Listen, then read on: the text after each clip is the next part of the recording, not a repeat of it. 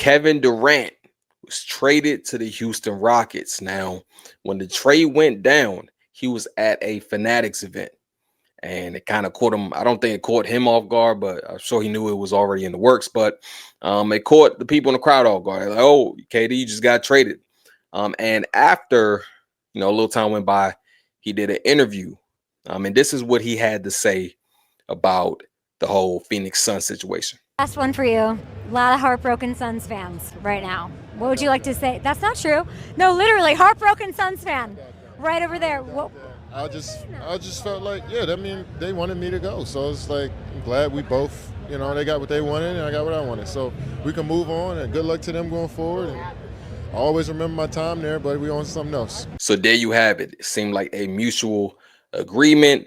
The Suns wanted to move off of KD. KD wanted to move off from Phoenix as well, and he landed in Houston. Now, as a Houston Rockets fan, I am excited. I'm excited about this move. I think I made a video on this a while back, right? I thought if the Houston Rockets thought that they had a chance, if they thought that their championship window was open, go get Kevin Durant. Now, the actual trade, that's where I was kind of caught off guard. I thought that Houston would have to send more to get KD. Of course, they sent Jalen Green, they sent Dillon Brooks, they sent the 10th overall pick in this upcoming NBA draft, and I think maybe one more pick if I'm not mistaken. But that's it. That's it. And they were able to keep Jabari Smith Jr. They were able to keep Tari Eason. They were able to keep Reed Shepard. They were able to keep Cam Whitmore. So you only come off of one young player. And of course, the draft pick, which will turn out to be a young player. But that's it. Now, granted, Kevin Durant is 37, 38 years old. He's closer to the end of his career, of course, than the beginning. But still, he's a top-notch guy in this league.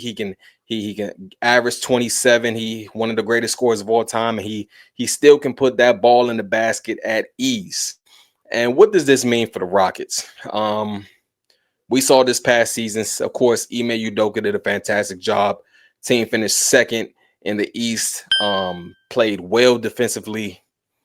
Second seed again, like I said, faced off against the Warriors, the Golden State Warriors, the team that has had a history of knocking Houston out the playoffs for a good amount of years, like the past, 6. I think they knocked Houston out of the playoffs like 4 times, 4 or 5 times since like the Harden era. But I think 2 years that Houston has Golden State knocked Houston out of the playoffs when Harden was in Houston. I think the only 2 teams that didn't knock that weren't Golden State were the Spurs. I remember that series. I think Ginobili had a block on Harden in a one game. And then who was the other team? I forget the other team, but Golden State has been annoying Houston fans for years, right? And in that series, Golden State went zone. Yeah, one of the team's weaknesses was shooting. Houston struggled shooting. Now, Fred VanVleet did get hot a couple of games from beyond the arc. Jalen Green struggled mightily. And like I said in previous videos, right after the series ended, I gave all of these young guys a pass, man. That was their first time in the playoffs. They were just getting their feet wet, even though they were the 2 seed. Golden State was the favorites. You had Steph Curry, you had Jimmy Butler on the other side, two guys who have multiple finals appearances, and it fell short. So I gave the young guys a pass. I wasn't expecting Houston to make a deep run in the playoffs, if I'm just being transparent. But like I said, Warriors win zone, and the Rockets struggle mightily.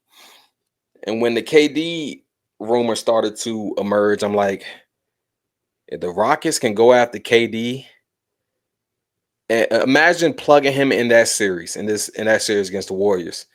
Warriors go zone, KD shoots them out that zone.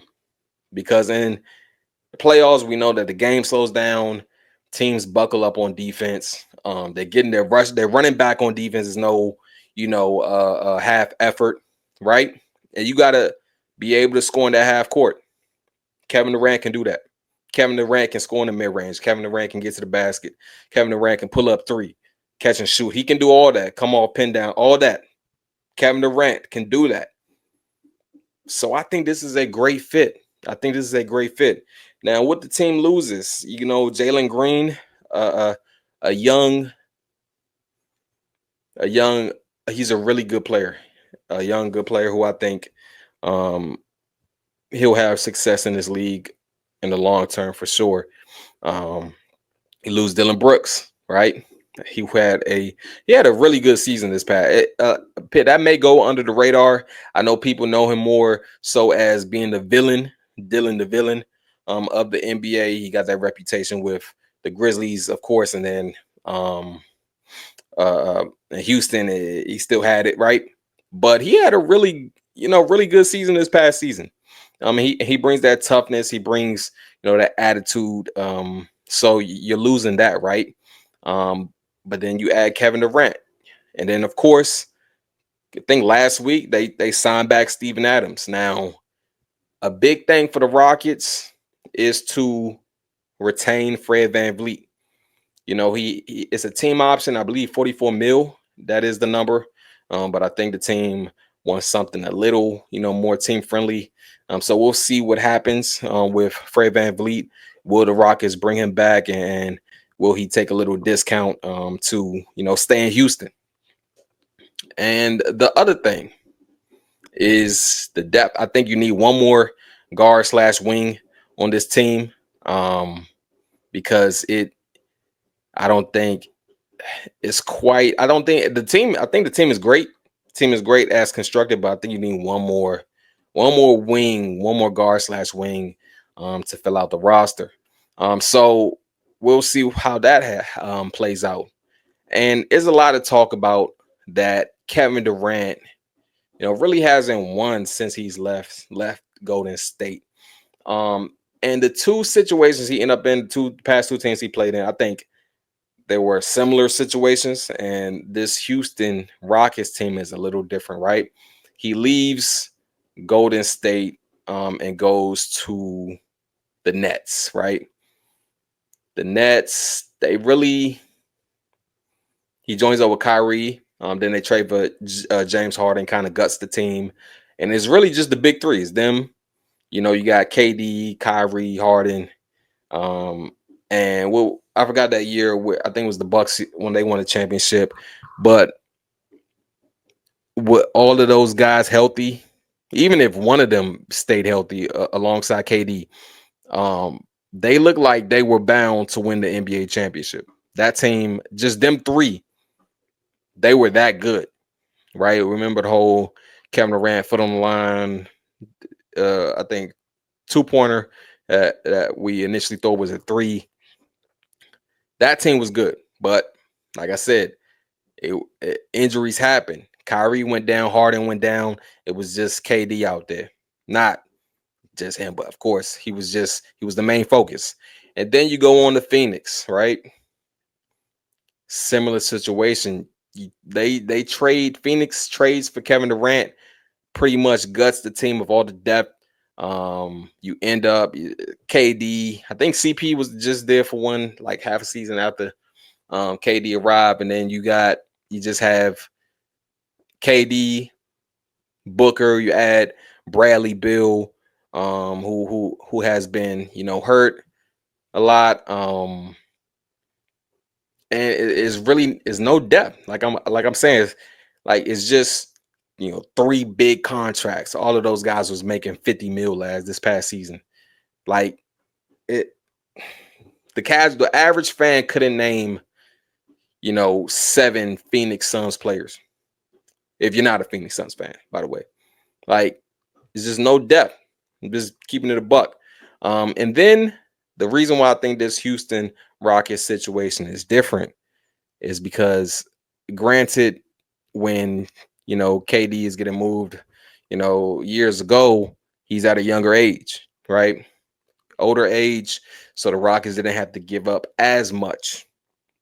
So you still got, like I named all the young guys they kept in the trade. Bari, Tari, Reed Shepard, Cam Whitmore. You still have all those guys who can come off the bench, or you can maybe insert in the starting lineup. Thinking Bari, maybe a starter, right? You still have Amin Thompson. You still have Alpi, right? So you got depth. You're not just relying on three guys. Like that was one of the things for the Rockets this past year. It's kind of a gift and a curse, right?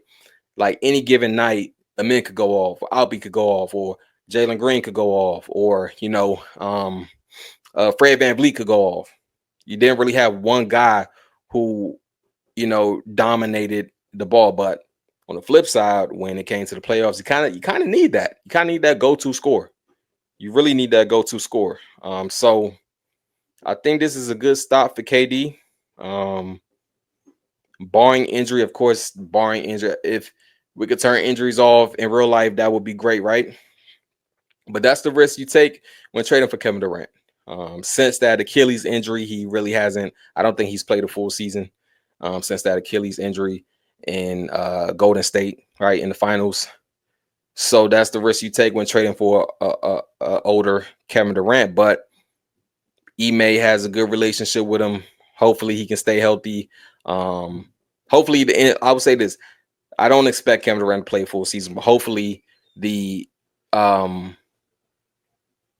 injuries aren't timely, right? Hopefully they aren't timely, and I'm rooting for my Rockets. I think I like it. I like it. Optimistic about this upcoming season. So we'll see. In the comments, let me know your thoughts.